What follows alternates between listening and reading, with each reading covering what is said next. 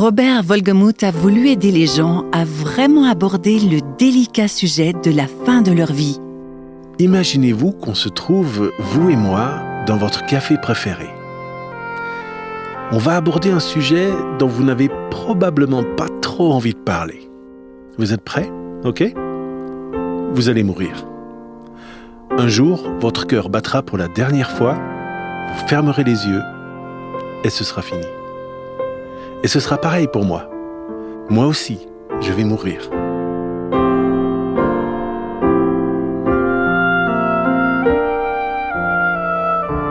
Robert a voulu aider les gens à se préparer pour l'éternité, alors il a écrit un livre intitulé « Finish Line », la ligne d'arrivée. La personne qui m'a inspiré ce livre, c'est ma femme. Celle avec qui j'ai été marié pendant presque 45 ans. Je l'ai vue doucement s'avancer vers le ciel. C'était une battante, une vraie guerrière. Et sa mort a été un catalyseur pour moi, pour affronter ma propre peur de la mort. Je n'ai vraiment plus peur de la mort, vraiment. Et je crois qu'il peut en être de même pour vous.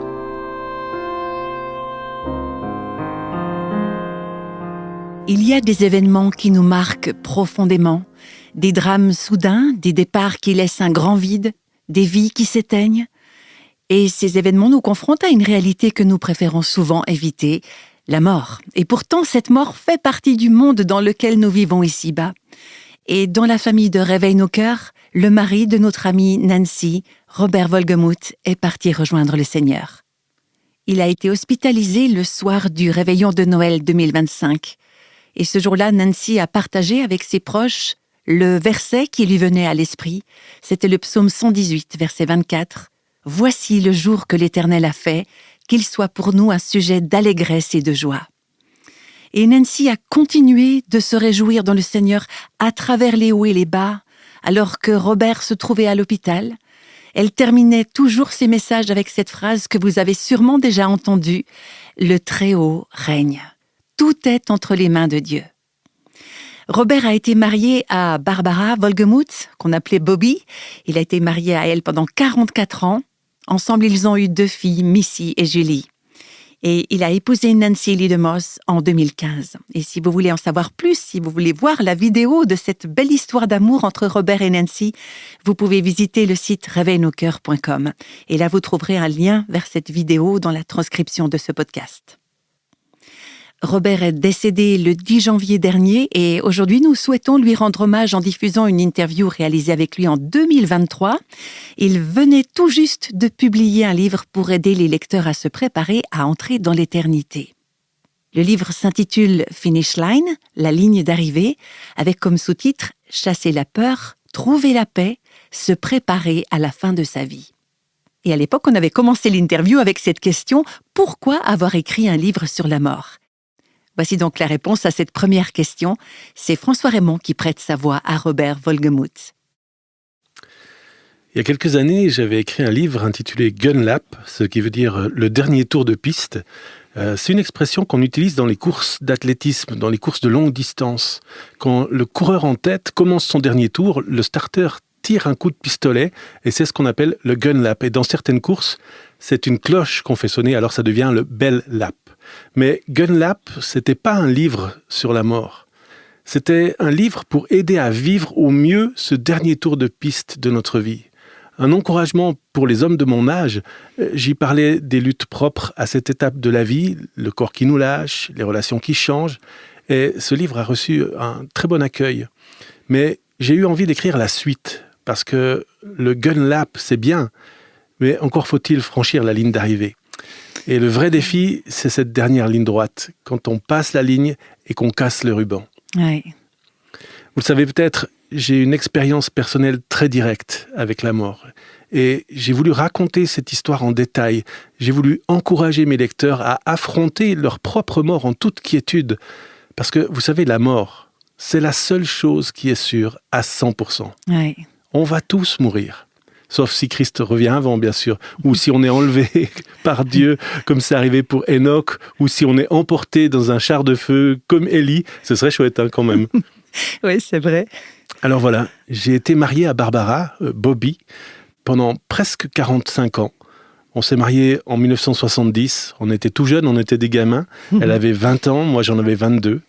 Et en février 2012, 30 mois avant que Bobby ne parte rejoindre le Seigneur, on s'est rendu à un rendez-vous médical chez un oncologue. On n'avait jamais vu d'oncologue auparavant, parce qu'un oncologue, c'est un médecin spécialisé dans le cancer. Oui. Et jusque-là, on était tous les deux en bonne santé. Il n'y avait rien qui était lié au cancer, que ce soit dans nos antécédents familiaux, ni parmi nos amis, nos relations, ni dans nos familles. Mais ce jour-là, on est allé dans une clinique à Orlando. On s'est assis dans le bureau d'un oncologue bien connu qui nous a donné une mauvaise nouvelle. Bobby avait un cancer des ovaires de stade 4. Contrairement à d'autres cancers qui affectent les femmes, comme le cancer du sein, celui des ovaires est très sournois. Il arrive en silence, très discrètement. C'était le tout premier rendez-vous de Bobby, et elle en était déjà au stade 4. J'oublierai jamais ce moment où je suis entré dans la salle d'attente. J'étais avec notre fille cadette, Julie. Les portes de l'ascenseur se sont ouvertes, et là, dans cette salle, il y avait peut-être 40 femmes. Il y en avait beaucoup qui étaient accompagnées par des hommes, probablement leurs maris, et presque toutes étaient chauves.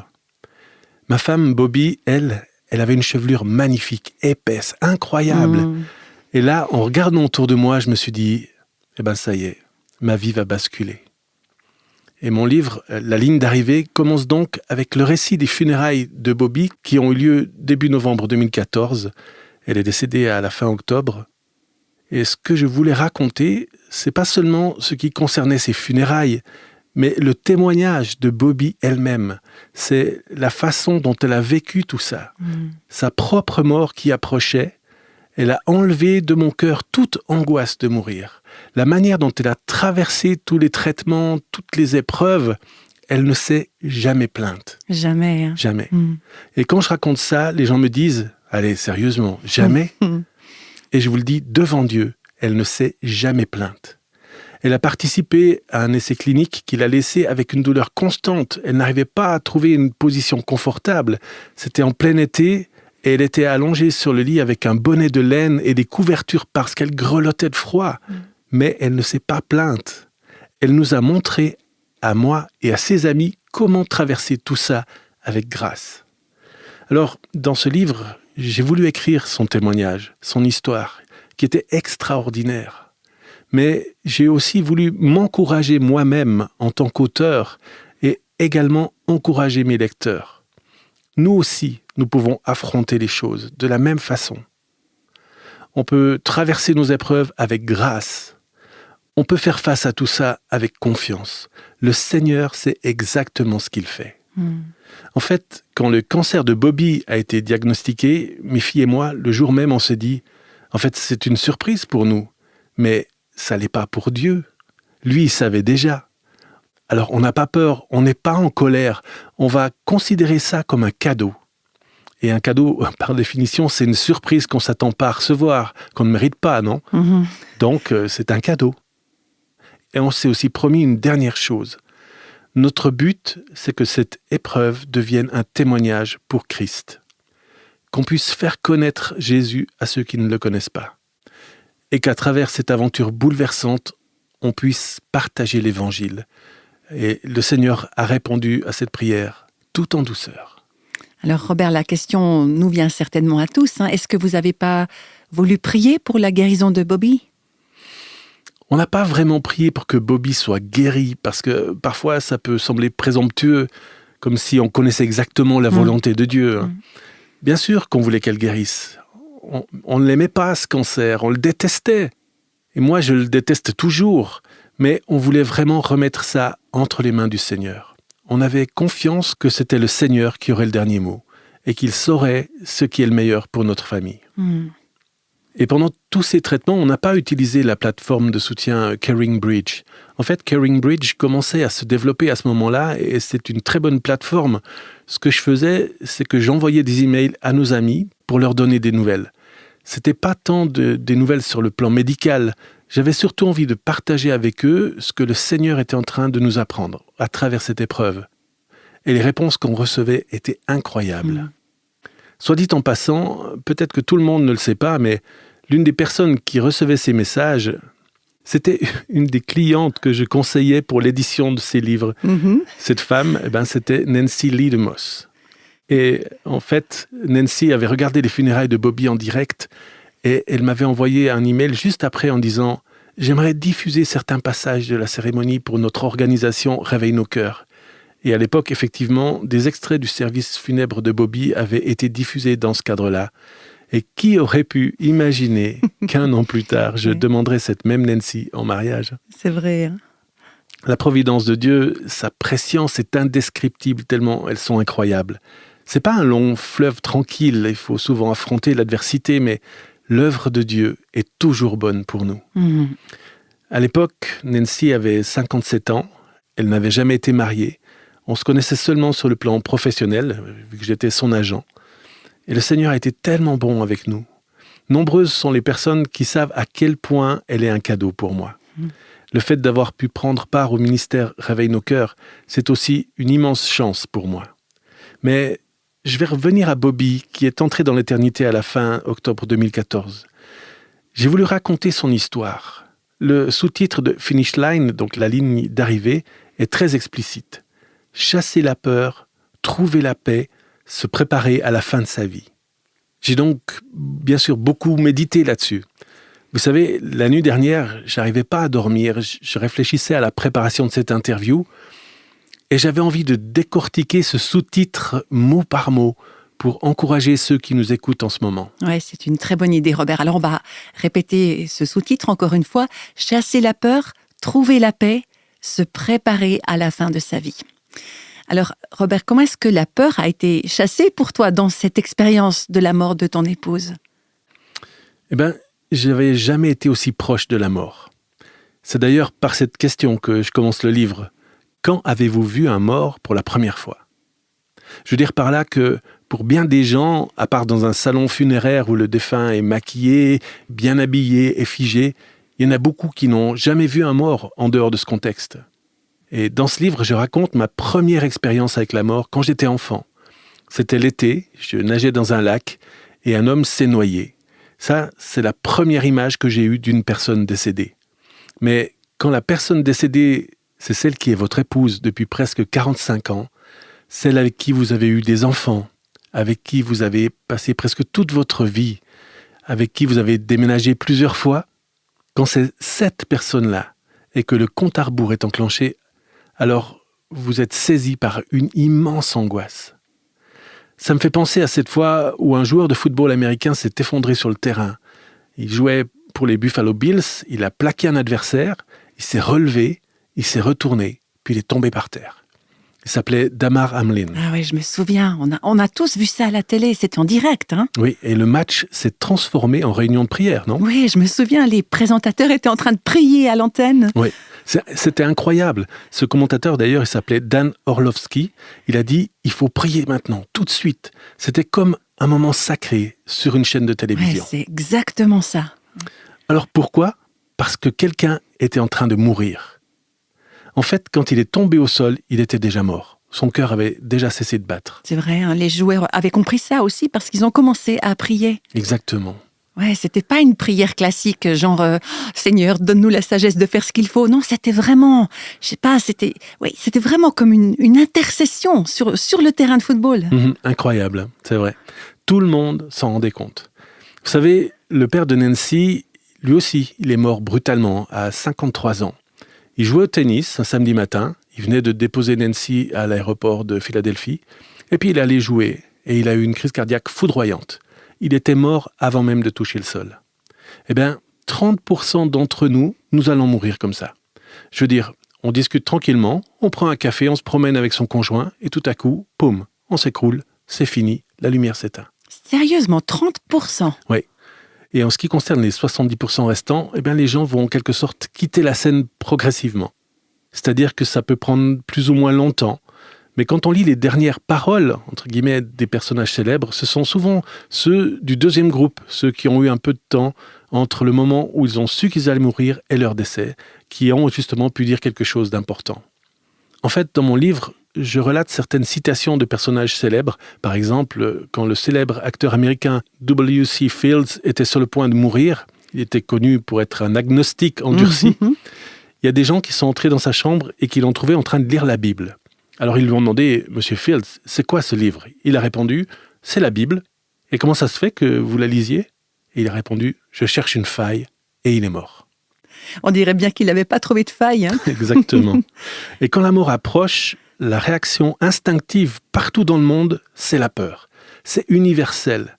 D'ailleurs, pendant la pandémie de Covid-19, qu'est-ce qui dominait le monde entier ? Eh bien, c'était la peur.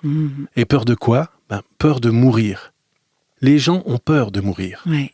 Alors oui, je pense que certaines choses qu'on a faites pour se protéger ou pour protéger les autres ont peut-être été un peu excessives. Et je crois qu'avec le temps, les recherches et les statistiques le confirmeront. Mais au fond, c'est ça. Les gens ont peur de mourir. Ouais. Et justement, le but de mon livre, son objectif, c'est de nous aider à chasser cette peur. Le tout premier chapitre du livre s'intitule « Alerte spoiler, le ciel est réel ». Un ami proche de Nancy, Randy Alcorn, a écrit une recommandation pour mon livre. Une seule.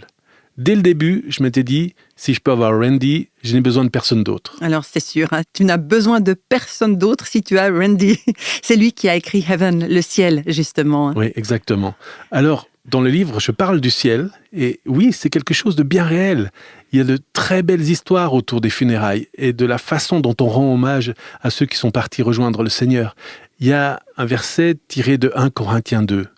Au fur et à mesure que la maladie de Bobby s'aggravait, je parierais qu'elle l'a cité au moins 200 fois. En vrai, c'était certainement bien plus que ça, mais je ne veux pas qu'on dise que j'exagère. Et voilà ce que dit ce verset. Ce que l'œil n'a pas vu, ce que l'oreille n'a pas entendu, ce qui n'est pas monté au cœur de l'homme, Dieu l'a préparé pour ceux qui l'aiment. C'est 1 Corinthiens 2, verset 9.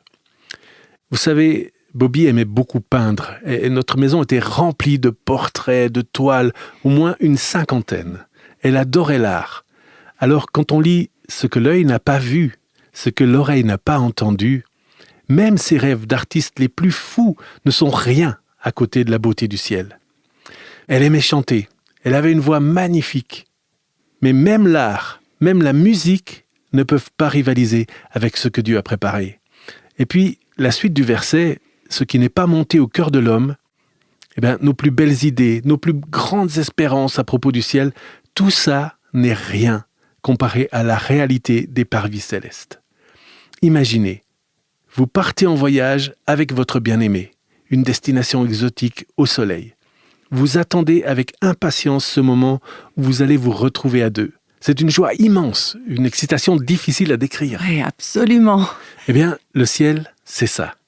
C'est ça qui chasse la peur. Quand on commence à vraiment bien comprendre ce qui nous attend, à nous qui aimons Christ, qui l'avons suivi, qui avons été rachetés par son sang, on a quelque chose de merveilleux à attendre. Et ça devrait tout changer dans notre façon de voir la mort. Oui, c'est vrai. T'as raison. Ça devrait tout changer. Vous savez, en ce qui me concerne, moi, j'adore faire de la plongée. Et puis, mon mari m'emmène d'ailleurs très souvent faire des sorties en mer.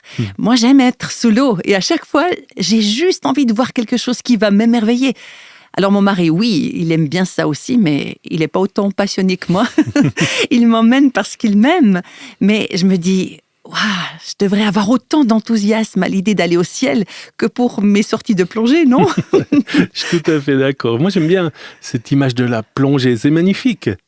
Imaginez, vous êtes dans l'eau, disons jusqu'à la taille, peut-être jusqu'à la poitrine, vous avez un masque et un tuba, vous regardez depuis la surface et ce que vous voyez, c'est juste de l'eau. Rien de spécial. Mais dès que votre masque passe sous la surface, vous regardez en dessous et là, c'est exactement ce dont on parle. C'est comme « Waouh !» Là-dessous, il y a tout un monde que j'aurais jamais imaginé. Et il est juste là, sous mes yeux. C'est une image fabuleuse. Moi, j'aime beaucoup cette illustration. Alors, Robert, j'aimerais maintenant qu'on parle aussi de ce pourquoi on a tous prié avec toi ces dernières années, alors que tu devais affronter non pas un seul, mais 2 cancers. Alors, comment est-ce que ça a affecté ta façon de voir la mort, de voir la fin de vie et de voir le ciel, finalement? Si tu m'avais posé cette question il y a 7 ans, je t'aurais dit, je ne sais pas si je suis la bonne personne pour en parler. Parce qu'à cette époque-là, j'étais un accompagnant, un proche aidant. Je connaissais le concert de l'extérieur, comme un spectateur, pas comme un joueur sur le terrain. Et là, j'ai eu 2 concerts, coup sur coup. Alors, disons que là, Dieu est sûrement en train d'écrire mon histoire. Je crois que tu peux retirer le « sûrement ».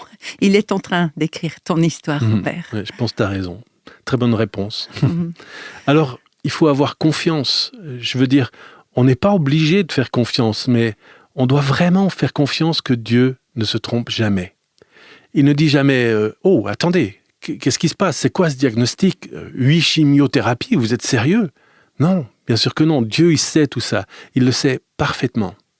Et si vous posiez la question à Nancy, je crois qu'elle vous dirait « On n'était pas dans l'angoisse. On était en paix. On pouvait ressentir la présence de Dieu tout au long du parcours. » Il y a ces situations où on se sent tellement vulnérable, comme quand on est allongé sur un brancard en route pour le bloc opératoire. Ou encore les piqûres, j'ai arrêté de compter après la 100e, littéralement. Ou alors les biopsies, vous êtes allongé sur le ventre et le médecin arrive avec une perceuse Black & Decker et une mèche de 6 mm et il perce un trou en plein dans votre colonne vertébrale. Là, vous respirez un bon coup puis vous vous dites tout va bien, je vais pas me plaindre, je vais faire de mon mieux pour ne pas avoir peur. Donc, pour répondre à ta question, oui, je suis reconnaissant d'avoir vécu ça, même pendant que j'écrivais ce manuscrit, parce que je n'étais plus spectateur. J'étais devenu un joueur sur le terrain. Et toutes ces choses que je recommande vivement à mes lecteurs, toutes ces choses que je les invite à méditer, à vivre, eh bien, ce sont des choses que j'ai moi-même vécues. C'est ça qui est intéressant. Quand on écrit un livre, notre propre vécu a une énorme influence sur notre capacité à en parler. Je ne sais pas quel sera le prochain livre que je vais écrire. Parfois, je me dis, t'étais fou d'écrire un livre sur la mort, mais à quoi tu pensais? Mais le Seigneur m'a fait passer par tout ça. Il m'a permis de le vivre pour que j'ai quelque chose à raconter, pour que je puisse encourager des gens qui pourraient dire « C'est bien joli tout ça, mais toi, tu as vécu dans une tour d'ivoire, tu ne sais pas ce que c'est. Tu l'as étudié, théorisé, mais tu ne l'as pas vécu. » Et bien maintenant, je sais. Ça m'a coûté physiquement. J'ai 75 ans, je commence à sentir le poids des années. Et en fait, je suis arrivé à ce moment où, statistiquement, la mortalité me rattrape. Ici, aux États-Unis, l'espérance de vie pour un homme comme moi, c'est 75, 77 ans, voire 79 ans. Donc, on peut dire que j'approche sérieusement de la ligne d'arrivée. Et j'ai souvent dit en plaisantant, parce que je ne peux pas m'empêcher de placer des produits, que ce livre serait parfait sur une table vers la porte de sortie de l'église pendant mes propres funérailles, en fait. Mais moi, ça me remplit de joie d'avoir pu écrire ce livre. Je suis tellement reconnaissant d'avoir eu cette opportunité.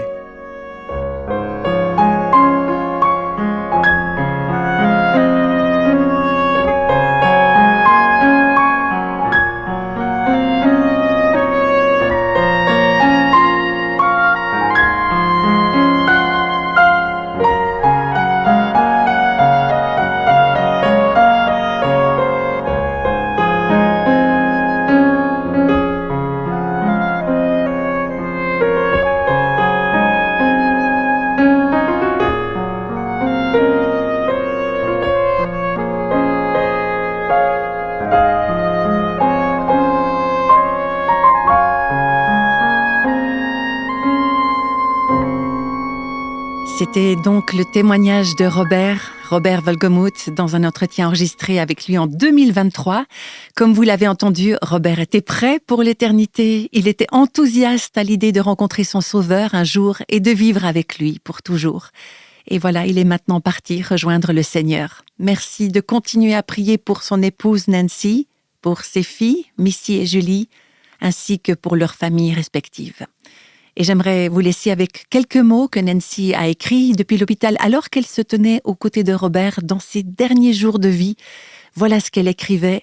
« C'est difficile à expliquer, mais même au milieu de cette épreuve douloureuse, mon cœur est rempli de gratitude, de reconnaissance. Merci à notre Sauveur, homme de douleur habitué à la souffrance. » Elle citait Ésaïe, chapitre 53. Et Nancy ajoutait qu'elle était reconnaissante pour ses promesses, pour sa paix et pour l'assurance qu'un jour, toute souffrance, tout chagrin, toute maladie seront abolis et remplacés par une adoration éternelle et une joie indescriptible dans la présence du Seigneur. Et elle terminait par ces mots, « Le Très-Haut règne, tout est entre les mains de Dieu ». Alors oui, merci de continuer à prier pour notre chère Nancy. C'est une vraie joie de voir comment elle vit pleinement ce qu'elle enseigne, dans une foi authentique et solide, mais c'est vrai qu'elle est en deuil et qu'elle a besoin de nos prières. Et j'espère que vous aussi, vous allez vous joindre à nous pour la soutenir de cette façon. Merci beaucoup d'avoir été aujourd'hui à l'écoute de Réveille nos cœurs pour cet épisode spécial consacré à la mémoire de Robert Wolgemuth. On vous retrouve très bientôt sur Réveille nos cœurs.